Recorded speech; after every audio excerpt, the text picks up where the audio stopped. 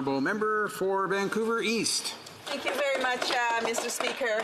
And I'd like to, first of all, thank the people of Vancouver East for returning me to this House with a strong mandate. Of course, I'd like to take a moment to congratulate to all members of this House for being here today. And I look forward to working with the new members as well as existing members, because I do believe that a better Canada is possible.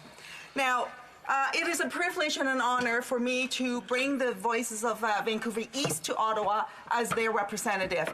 Vancouver East is one of Canada's most diverse and progressive communities in the country. I'm so very proud of our record. Here in Van East, we fight hard for what we believe in, whether it's the call for a national affordable housing program, or climate action to tackle the climate emergency, or justice for Indigenous peoples in calling out the government in taking Indigenous kids to court, or demanding action on the cause for justice for the missing and murdered Indigenous women and girls, or electoral reform so that every vote would count. Now, Mr. Speaker, we speak with a united voice and a strong voice in Vancouver East on these issues. I have no doubt that my colleague, the member from Courtney Alberni, would join with me on this call as well, and I'll be splitting my time with him today. Now, before I get too deep into the throne speech, Mr. Speaker, I would like to give a shout out to the Vancouver Japanese Language School and Japanese Hall. Just last month, they were formally designated as a National Historic Site. And we had people who were displaced, who were interned at the ceremony that day. It was incredibly moving.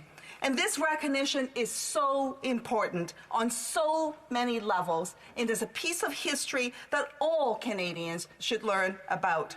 Now, on a similar note, Mr. Speaker, I hope that the government will also work with the community to get the city's application for Vancouver's Chinatown to be designated as a UNESCO historic site. That would be something that we would all be proud of, would showcase the diverse community, the multicultural community, and Canadians who help contribute in building this great nation of ours.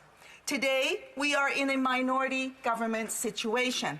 The people of Canada has sent a clear message to this government. Business as usual is not good enough. We all listened intently to the throne speech that was delivered last week. And unfortunately, the people of Van East, like me, were left wanting after this throne speech. We saw this over the last 4 years. Lots of pretty words, lots of big talk, and sadly, we saw little action to match those words. The throne speech talks about the need for reconciliation, for example. We heard over and over and over again in the last 4 years that the new nation-to-nation relationship is the most important relationship for the Liberal government. Yet, we saw over and over and over again that the government failed to take action to match those words. If reconciliation is the most important thing for this government, then why on earth is the government continuing to take Indigenous children to court? How does that make sense? And how do you justify those kinds of actions, Mr. Speaker? Why is it that the people in Grassy Narrows who are suffering from mercury poisoning not getting immediate action from the government so that they can have clean drinking water? And I don't mean, Mr. Speaker, a bottle of water. I mean a permanent solution, Mr. Speaker. And why are Indigenous people continuing to live in poverty, in moldy housing? Canada is in the midst of an affordable housing crisis.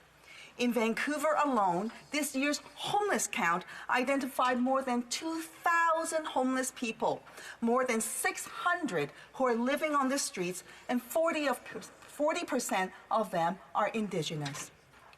With Indigenous women and girls getting murdered and going missing, reconciliation means that Indigenous people must have access to safe housing. Across the board, all Canadians are being hit by the housing crisis. High rents, low vacancy rates means that even working professionals have precarious housing. Never mind saving for home ownership, many are one paycheck away from being homeless themselves. Almost 1 in 4 homeless in Vancouver are actually seniors. Imagine that. Seniors today are finding themselves in the streets without a home, and the number is growing. To address the crisis today, we need robust funding for the whole spectrum of housing, from social housing to co-op housing to purpose-built rentals and real paths to home ownership for Canadians.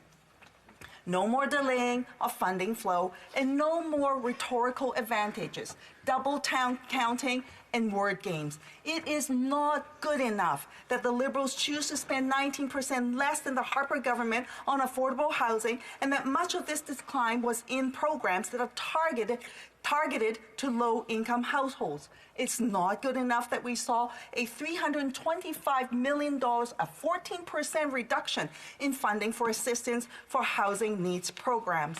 According to the parliamentary budget officer, it is clear that the vast majority of the remaining of the National Housing Strategy funding won't flow until after 2024.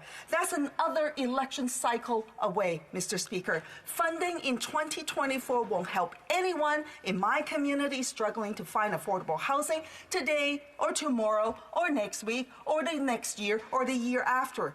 They can't wait years. They need action now. We need emergency funding so we can build modular housing for the people in Oppenheimer Park. These are people who are living in a tent for more than a year now, and the cold and wet weather is here. Imagine that, Mr. Speaker. And 58 West Hastings is a project that has been waiting for federal funding for years now. We have funding commitment from the city, we have funding commitment from the province, but yet the federal government is missing in action, nowhere to be found. And we need the federal government at the table working with the city and the province and the nonprofits to deliver housing. Anya, the Urban Native Youth Association, is a fantastic organization in my riding that has been working diligently to support urban Indigenous at-risk youth. Their space is oversubscribed and they need a new center. Youth also need safe housing as well. The city and the province are in support of their work, and again, we need the federal government at the table. In Van East, there are some 47 co-ops with a total of over 1,600 units. All but 5 were constructed before the Liberal canceled the National Affordable Housing Program in 1993. The Liberals also promised in 2015 to renew operating agreements with Canada's co-op housing providers. Unfortunately, they only signed short-term agreements, and now we're back to where we started. Real action is needed, and we need long-term agreements signed, stable funding for people with subsidies so that we can ensure that the existing units remain affordable. In short, homelessness is systemic and structural, caused by a failure of government to meet the needs of the people they serve. And I hope we can work together in this minority government to better address the housing crisis across the country. On the opioid crisis, Mr. Speaker, we need the government to get on with it. We need to declare a national health emergency. And you know what? It would be so good if the government, in the minimum, actually got on with a pilot program on safe supply so that we can start the work to save lives. It would be so good for the government to support the workers, the frontline workers that are there right now, that are burning out, to provide resources to them so that they can continue on with this critical work. Mr. Speaker, let's not judge people for who they are. Let's get on with saving lives. Let us look at each other with humanity and to say that we can do better. On Pharmacare, I challenge any member in this House to tell me that they did not come across someone at their doorstep to say that they need affordable medication. The government can do this. They've been promising this for decade upon decades. The New Democrats have been pushing this hard with our critic for health, pushing this hard. And I urge the government to utilize this minority government to make that happen. Single-payer, universal Pharmacare for all. Now, today we also put forward a suggestion on dental care. Instead of giving the tax reduction for people over $140,000 on the annual income, let's reduce that to $90,000, and let's redirect those dollars so that we can bring forward a dental care program that would support some 4.3 million million people in Canada. Wouldn't that be something if we can get to work on all of this? We are putting forward these suggestions in the spirit of cooperation to say to the government, it is a minority government and New Democrats are here to work with you. Let's work for the people and make the changes. Hear, hear. Questions and comments? Question commentaire, the Honourable Parliamentary Secretary to the Government House Leader. Thank you, Mr. Speaker. And I'm really encouraged when the member says, well, let's work with Canadians and for Canadians. And when you take a look at the throne speech, there's so many wonderful things that are within that throne speech. And I would really encourage members of the New Democratic Party to give serious consideration to those positive things. When she talks about, for example, the Pharmacare program, Mr. Speaker, yes, it's been on the books for decades, but it's only in the last 4 years where we've actually seen any significant movement from a leader of a political party on that issue. And for the first time since we had healthcare, universal healthcare, the Canada Health Act, we're finally looking as if we're going to be seeing it become a realization, Mr. Speaker, and a vast majority of Canadians, I believe, support it. So whether it's that or the income tax cuts that we're going to be seeing, or the tax breaks for low-income Canadians, are these not good, solid, progressive initiatives that she could support? Member for Vancouver East. Well, thank you very much to the member. I know that he wants to brag about what the great job the government's doing, but the reality is this, that actually I met seniors who actually are in need of Pharmacare, and because they can't afford the medication. Now, the government says that they've been moving on this. They've been talking about moving on this, and we have yet to see real action. So what we want to see, and New Democrats will be there all the way, if the government brings forward a universal single-payer Pharmacare program so that people can afford the medication that they need. Let's stop the big talk and let's match those words with real action. New Democrats will be there with the action. Questions and comments. The Honourable Member for Elgin, Middlesex, London. Much, and thank you to all the work that the member from Vancouver East has been doing. I know that there are many challenges in that area, and one of them being the drug epidemic that we've seen. And when I was in that area, you could see it, and we were seeing it across Canada. Over the last 4 years, could she share with me what she has seen and the insight on what's happening within her own community and how this government has failed? Thank you. Member for Vancouver East. Thank the member for her question, and I hope that would mean that all members of this House would support innovative ideas. One of the things that what our community wants to see is safe supply. That means that to really deal with the drug addiction issue as a healthcare issue and not a criminal justice issue. That is to say, for example, if you're somebody who's struggling with an addiction, you go see your doctor, and your doctor will make a prescription for you to address your addiction issues in whatever drug that they prescribe. Then the individual will be able to access that medication through Pharmacare, and so that they can manage their addiction. That is what we're talking about in order to save lives. Insight is a tremendous program that has been working in our community. It is saving lives.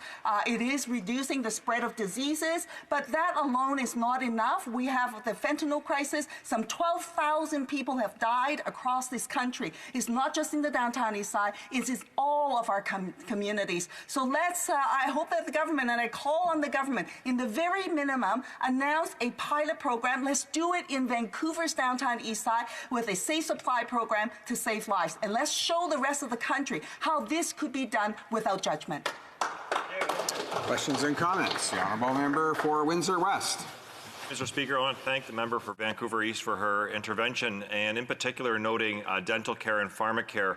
I know that those cost reductions from businesses also create employment. It's one of the things that we've seen us be able to compete with the United States and other jurisdictions when companies know that they actually have basic services and coverage for employees, and productivity goes up as well. But I'd like her to add to her discussion with regards to dental care. I represent a riding where we have some of the highest child poverty in Canada.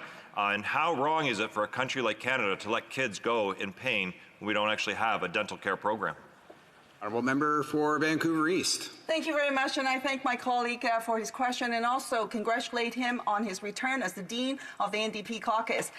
Now, I want to say that, children who are suffering in our communities today, there are children in my community, for example, who need food, at the table, and we need the government to bring in, for example, a national food program in the schools as one item. On the issue around dental care, you know, dealing with the dental issue makes a difference in the lives of people, not just at that moment, but it also means that it builds their confidence. It has a lifelong implication. If you address the dental issues now, we can prevent other illnesses down the road, which will save the healthcare system money. And then I have people in our community today, because of the dental issues, because of lack of dental services, that they are unable to apply for employment because they're embarrassed about their teeth. They don't have the confidence to apply for employment. So I think that by doing this, we will actually save money down the road. It is the right thing to do, and the formula that the NDP had put forward is one that would work. Let's cap the tax changes at $90,000, and then that money, the $1.6 billion that would be saved from that change, could be invested into a dental care program, which will support some 4.3 million Canadians from coast to coast to coast. Resuming debate.